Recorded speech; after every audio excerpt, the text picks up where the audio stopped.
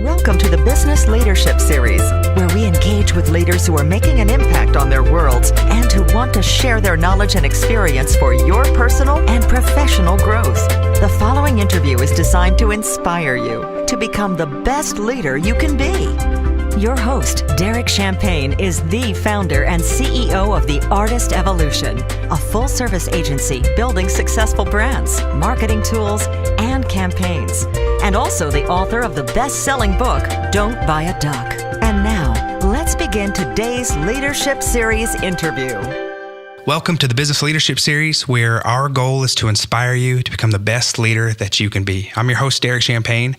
I want to thank a couple of our sponsors for just a minute today. We've got Sign Studios, who is our official sponsor of the Business Leadership Series. I want to thank them for the work that they've done for us and that they do in the community.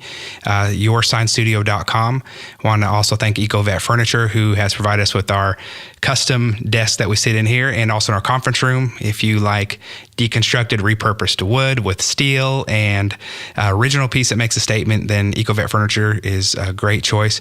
One of my favorite things about them, though, Mike and the guys there, they are all veterans, and so it's all made in the USA. It's made right here in Bentonville, Arkansas, and they're made by America's veterans, which is really cool. So EcoVetFurniture.com.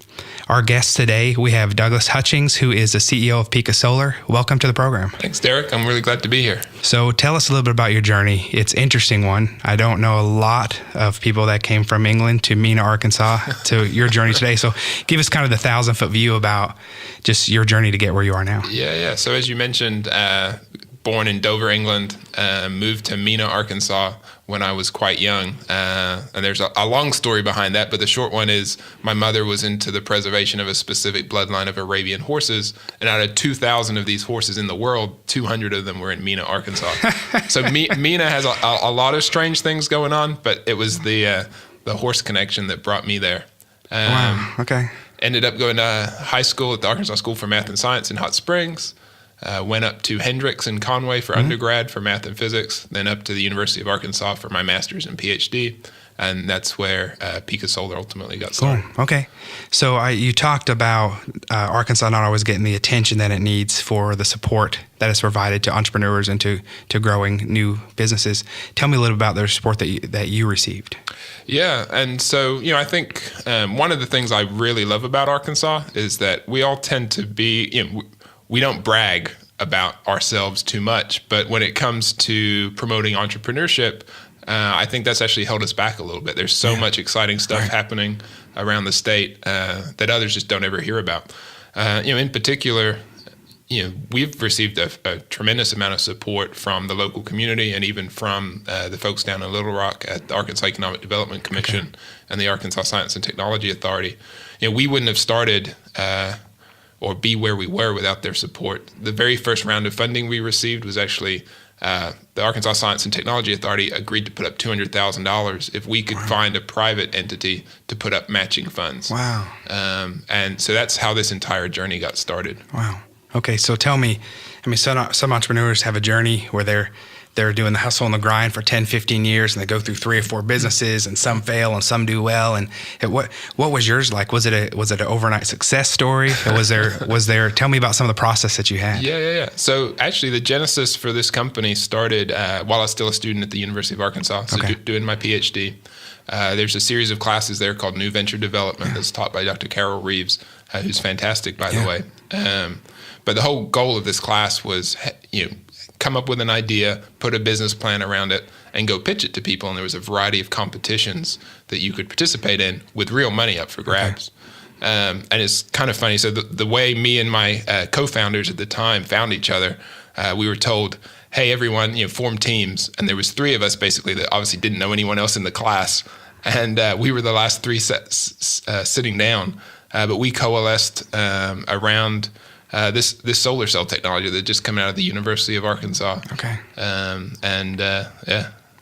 So did the 3 of you end up forming the company? Yep. So we this was back in 2009, 2010, because it's a fall spring semester, right? Okay. And the 3 of us put together a business plan. We went to a couple of competitions. We did okay. We didn't do fantastic. And at the end of the class, the two MBAs, maybe smartly enough, had real jobs lined up, right, post-graduation.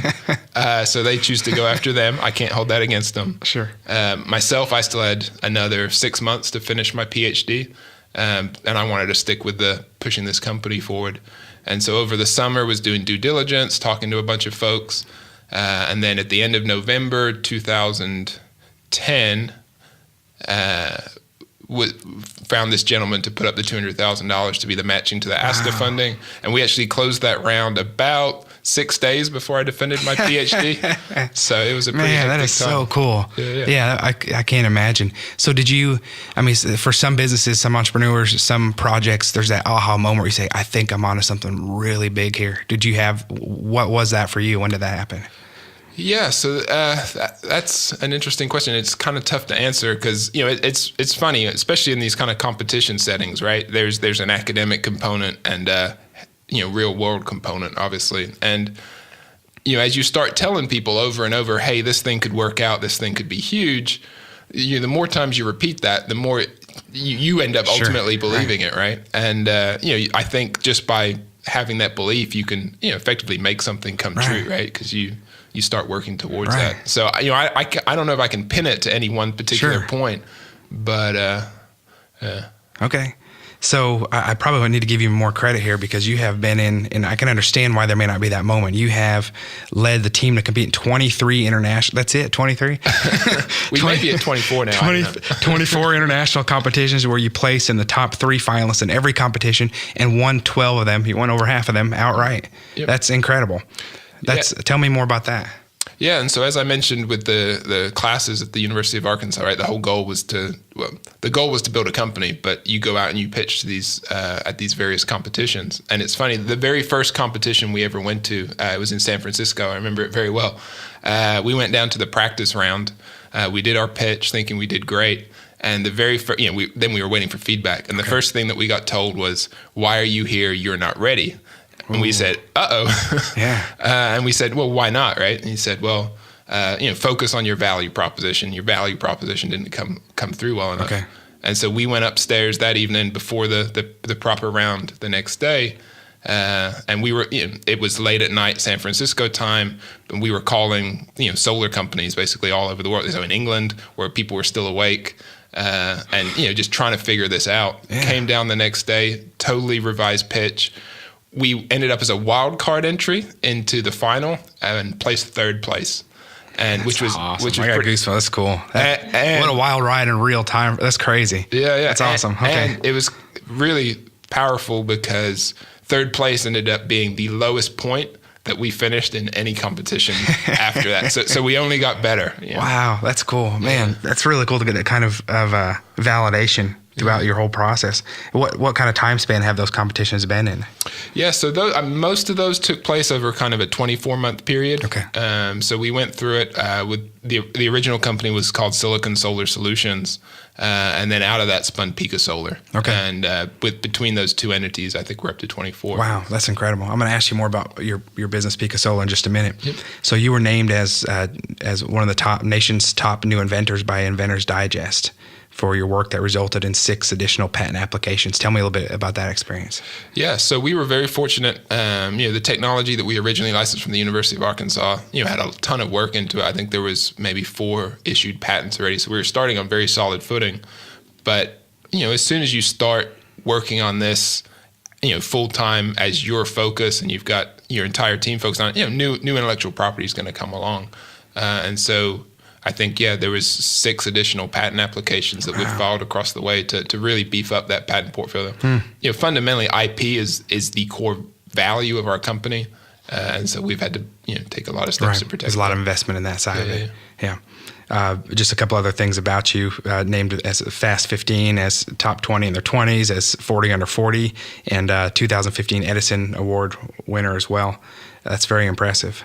So tell me about you as a CEO. What does that look like for you? What's your leadership style? What does a day look like for you? Yeah. So I don't know if there is ever an average day these days. Yeah. So my background is I did my Ph.D. in engineering at the University of Arkansas, actually in the microelectronics and photonics program.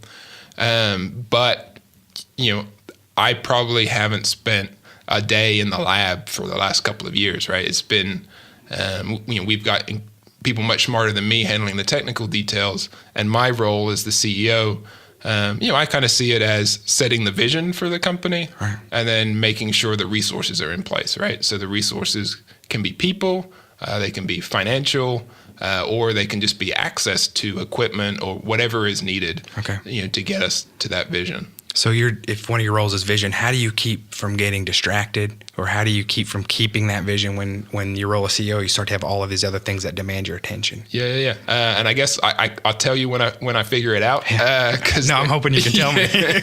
There's certainly a lot of distractions, right? And, as you grow, there's people issues you have to deal with. There's hey, the bank account balance is looking kind of low, right? Where are we going to get the next round of funding? Right. And there's all of these things dragging your attention away from just moving the business forward, right? And one of the things we had to actually be very careful about, those competitions that we were just talking about, they're great from raising awareness of what you're doing, but they all take a big time commitment, right? And you don't want to be the company that's good at winning business plan competitions, right? You want to be the company that's delivering value to customers, right?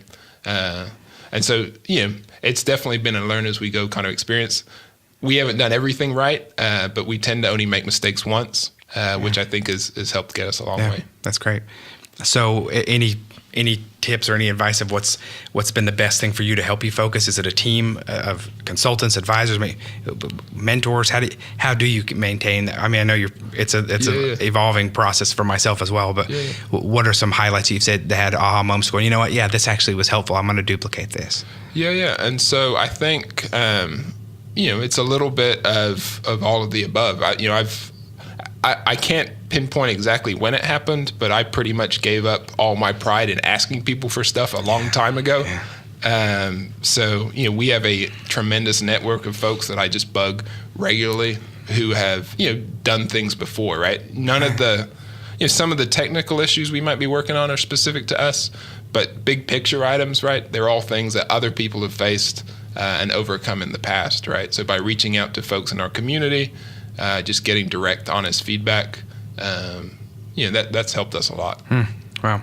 I imagine your business, you've got to stay ahead of things all the time. So you've got to be watching technology, and you've got competitors and all of that sort of thing. How do you stay ahead? How do you stay in your lane and stay ahead of what you need to do? And so in our case, it's kind of interesting, right? So we're actually a technology development company for solar, whose first product is basically going to be available in 2017, right? So we're even pre-revenue at this point. And the bigger challenge for us is making sure that the technology that we're working on is still going to be the one that's most relevant to the market when it's available, right? That we're not too far ahead. Right, okay. Because solar goes through these kind of expansion and kind of boom and bust cycles, right? And our business model is selling equipment into that industry. And so the equipment sales kind of follow a lagged but similar trend. And so you want to make sure you're there selling equipment when everyone's expanding. So looking at the market, we see that as the end of 2016 into 2017, and we just need to make sure that our product is there ready to take advantage of that. Wow. So it's a complicated business, isn't it? I think most things in life that are worth doing have a little bit of complexity to them. That makes it worth going after. Absolutely. So tell me a little bit about what's next for you. What have you yet to do? You're doing all these cool things. I know you're pre-revenue and you're growing this business, but what's something on your list that you haven't done yet? It can be personal, professional, it could be skydiving, whatever it might be. What do you want to do next that's on the horizon for you that is not on your resume yet? Our ultimate goal is to build, a growing, sustainable company right here in Northwest Arkansas. I think it's the right place for us. We're not there yet, but that's definitely the goal. And I think as soon as we start selling equipment in 2017, we'll be to that point, which is going to be incredibly exciting. There's some hurdles in the way. We have to raise some additional capital, which is taking up a lot of my time currently, which goes back to that resource acquisition part of being a CEO. On the personal front, I've had to travel a lot for work. I really enjoy it, but I'm looking forward to the point where we have everything in place where I can travel a little less and stick around Northwest Arkansas a little bit more and enjoy the local stuff here. And just continue to grow as a leader and an entrepreneur. How do you build a team? How do you pick the right team members? You talk about having people a lot smarter than you in the roles that they're in. What's your strategy and your method for hiring people that are going to be good leaders for you? Yeah, and so since we've been around a while now, and it's kind of a slower growth trajectory than some companies have faced, it's been really helpful to us in terms of when the best and brightest graduate from the University of Arkansas with a focus in our area, we've been able to snap them up as they come through. So, we're a team of 9 people at the moment, so still pretty small. We've only had to recruit one person from outside of the state, which was someone who had manufacturing experience, right? Okay. So more on the business model side of things rather than the specific technical challenges. Okay. We're about to, go into a much faster growth trajectory, and I'm not sure how I'm going to find all those people, right? So we're going to need to find folks who have a lot of experience, doing business in China, selling equipment in China, and I don't know if Arkansas has the deepest pool of semiconductor talent, right? Right. So I'm not sure where we're going to find those people, but it's amazing. I'll tell you, we have people quite often call us who, lived in Arkansas at one point, now live maybe on the West Coast or on the East Coast, and they ask if we're hiring and say, straight out say, I don't need to make the same salary I'm making here. I just like the opportunity to move back to Arkansas, which is pretty amazing to me. Yeah. I love that. I love that you're highlighting Arkansas. I mean, there's all these growth spots, and I mean, all over the country it's happening, but we've seen in Provi, Utah, quite a bit of that. We talked to a lot of guests and partners that we work with there, and you're right. I don't think there's been enough of it here on Northwest Arkansas, so I think that's really great. Yeah. Hey, tell me a little bit about, you talked to me, give me a second here. Advice on filtering out bad resumes. I thought that was really cool and interesting. I loved it. If you don't mind sharing that, that was a HuffPost blog. Oh yeah, right? yeah. Tell me a little bit about that. I thought that was really cool. Yeah. Well, what did I say in that particular? You talked about making a complicated NDA. Oh yeah. So one of the projects that I tried helping out with was a web and mobile app actually, and we were looking for contractors to actually build this thing, and so we were looking through Elance, we were talking to people locally, and you get tons and tons of people that say, hey, I can build this no problem, right? Yeah. I can build it cheaper than the next guy. Right. And so, how do we filter that out, right? And so what we ended up doing was, put together this NDA that absolutely no one in the world should ever sign, and said, that's great, we'd love to work with you, here's our NDA, right? Yeah. And some of them sent it back right away, signed, and you're like, obviously they didn't read this thing, right? So how are they going to do on the overall project? And the ones that came back and said, well, we'd love to work with you, but this NDA is going to be a problem, section 5.1, right?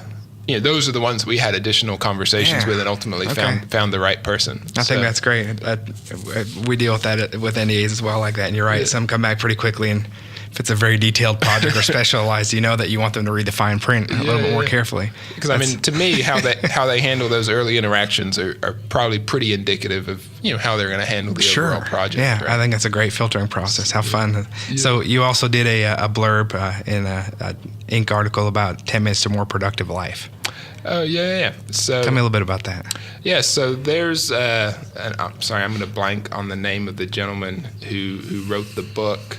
Is it Dr. Stan? Yeah, Dr. Stan Beecham. So I attended a lecture of his. He comes up to Northwest Arkansas at least fairly regularly. I think he's been up here twice in the last year, and he's done some events that have been hosted by kind of Tim McFarland at the CEO forums and so forth. Fantastic events. But his background, as I understand it at least, is training professional athletes, specifically golfers. And one of the things he mentioned was, any golfer on their best day can go out there and do incredibly well, right? But it's not that one day performance that matters; it's their average, right? Right. So how do you go about improving your average rather than improving on your best? Okay. And by improving on your average, you can raise your, we're not measured on a daily basis as entrepreneurs, right? You're measured over the course of years. Right. And so if you can bring up your average that you're doing every single day, that's kind of a much bigger impact than the 1 day a week that you're doing your best. Yeah, that's great. So is it incremental improvements? Yeah, and I think, there's a philosophy, I don't know who to credit to, but kind of the 1%, right? If you can improve yourself 1% per day, by the end of the year, right, you've increased a tremendous amount. I like that. So tell me, what are you most passionate about? Fundamentally, I get myself in trouble sometimes because I get too excited about it. But, finding people that have problems and connecting them to solutions, cool. There's just something magical about that process, right? Yeah. That I don't particularly care about the technology that's the connector between those two, but just, helping someone solve problems is what gets me fired up. And unfortunately, I have a hard time saying no to things sometimes. When I see a burning problem and I know there's a solution, I can't help but you want to connect them. Yeah. That's cool. Okay. Yeah. So, I know what else I was going to ask you about. Yeah. How do you? Is there anything else that you can think of to share about being a leader or about developing your product? I mean, just with our audience out there, just anything that comes to your mind that's been the top 3 tips you've learned recently, or just anything in your journey that stands out that you've been passionate about or that's been on your mind. Yeah, I mean, I think one thing is the role of failure in success. I was talking to someone about this the other day because when I first got started, right, so I was finishing my Ph.D. at the University of Arkansas. Overwhelmingly, most people go on to get a job at a big engineering company, right? Like Lockheed Martin, Micron, TI, someone like that. And I was sitting there saying, I'd really like to do this company. Things seem to be lining up. But in the back of my head, I was thinking, well, what happens if I fail, right? Yeah. And I think traditionally, Arkansas is a relatively conservative state.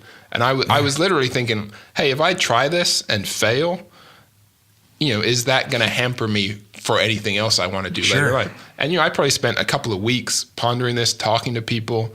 And there was a real chance that it would stop me from actually just taking that step. And when I talk to, upcoming graduates at the university who want to commercialize their research, you can hear the same line of thought going on in their head, right? But what if I fail? And I think, failure is a critical part of success. I think, you want to find out what doesn't work as quickly as possible. But, if, I fail way more than I'd like to admit and stuff, but that's how you push the envelope forward. So that's great. That's what I was actually going to ask you about is how do you deal with failure? And I've had a couple of businesses and I've had a few that have done reasonably well. Yep. I've had a few that failed. And when I'm a guest on podcasts, it seems like they always want to ask me, tell me about your failures. And at first, when I first started doing these and was a guest, I'd be hesitant to talk about it because I'm trying to share the successes I've had. But I realized it was almost therapeutic to start talking about them and you start to look at your journey and some of the failures, as long as you learn from them. You said earlier, make it once, make the mistake one time. I think they're a powerful mosaic towards the things that we learn later on. I interviewed, so many interviews we do, we hear failure stories and then they stumbled upon something big. Right. Yep. Like Villy Customs, they're partners with Mark Cuban and Barbara Cochran. It's the cruiser bikes. Oh, yeah. And he had several businesses, some failed, some didn't. And he went to LA and pitched something and they said no. And he was just kind of bummed out. He went to Venice Beach and he rented a cruiser bike. Now he's got one of the most successful, fastest growing companies in that niche. So I just find it, how do you deal when you have a setback or a challenge, which we don't like because we're driven entrepreneurs? How do you deal with setbacks? How do you put them in perspective and how do you learn from them? Yeah. And, I don't know if it's a positive personality quirk or not, but anytime I get told no, for some reason, something internal to me says, I want to prove this person wrong in some way. And raising funding, right? I mean, you're going to get told no a lot more than you get told yes. You bet. Unless you're doing something I'm not doing. But, every time someone tells you no, right, to me, it's like, well, my goal now, and this is probably going to sound bad, is, I want them to regret making that decision. I want to be such a huge success. And for the folks who do say yes, I want to make them such an overwhelming success that those other people said, oh, shucks, I missed that. Right. So, that's great. Yeah. That's that competitive side of you too, which is a great motivator for overcoming obstacles. Yeah. So is there anything else that you want to share with us today? Any other advice that you have in general that's the top of mind? Yeah, I mean, I think, relevant to maybe, some of the listeners who are especially kind of earlier on in their career, I think I'd say, just go for it, right? I mean, it's, you're never going to know until you try. I've come to learn that, even if you do fail at something, in general, people don't hold that against you, right? They're more excited that you tried something and you learned something. And just go ahead and give it a try. You never know what might come from it. That's great advice. And it seems like fear of failure is one of the biggest things that holds people back from maybe doing something really amazing that's really fulfilling for them too. Yeah. No, I mean, I could probably, name 5 or 6 folks at the U of A right now who are just, are on the verge of graduating, would love to commercialize their research and give it a shot. But they're just nervous, right? About, well, what happens if it doesn't work? And there are some consequences, but it's amazing whenever you learn from them, what a wild ride it is. It's an adrenaline rush that you'll never you'll be addicted to for the rest of your life, to go and try something. And even if you fail, to go try something else. And when you start to succeed and push yourself, it's an amazing feeling. I think it gives us even more purpose. Yeah. And I think, to your point of, even if you do fail, you can learn so much in a very compressed period of time that, you may not have that opportunity if you go straight into a big corporate job. Right. And I think the lessons that you learn, as long as you internalize them, could still be very valuable at that big corporate job, even when you choose to take it. That's great. So on that last question, so those, you talk to our listeners who maybe they just go for it. Yep. Are there any bumpers or any guidelines to say, go for it, but maybe here's a few pieces of advice as you go for it that can make you kind of minimize your risk just a little bit? Yeah. And so, I was very fortunate in a way, right? So when I launched Silicon Solar, which was the first company, I was still doing my Ph.D. at the University of Arkansas. And so I still had some funding available through that. So when we closed our round of funding right before defending the Ph.D., I was actually still on a fellowship that didn't allow me to hold outside employment. Okay. So, we hired our first 2 guys. And then when I graduated, I became the 3rd full-time employee of the company. So I didn't have to go through that period of, 0 paychecks. I think anytime you can launch something like this, starting, on the side, just to kind of validate that there is a real opportunity there. I think that's fantastic. I think in my specific case, both me and my wife are tied to the same entrepreneurial venture in terms of salary. So if it goes south, the entire family income disappears, which is scary. Right. It makes you focus and do your best to make sure it succeeds, but there's not much of a safety net, right? So I think folks I've seen do it very well, where one spouse has a more, or one partner has, a more traditional, steady paycheck, right? So that you can kind of ride through those dips a little easier. But I don't know if there's one magic bullet, but try to diversify when possible. Awesome. Thank you. Douglas, thank you so much for being our guest today. We really appreciate it. Look forward to continuing to follow you. You've done so many amazing things. I know you're just getting started. If our listeners want to learn more about you, where can they go? Yeah, so our company website is Picasolar.com. That's Picasolar.com. And from there, you can reach me pretty easily, or feel free to connect to me directly on LinkedIn or Twitter. Excellent. Thanks again. We appreciate it. Thanks. You've been listening to the Business Leadership Series, where we engage with leaders who are making an impact on their worlds and who want to share their knowledge and experience for your personal and professional growth. This interview was designed to inspire you to become the best leader you can be.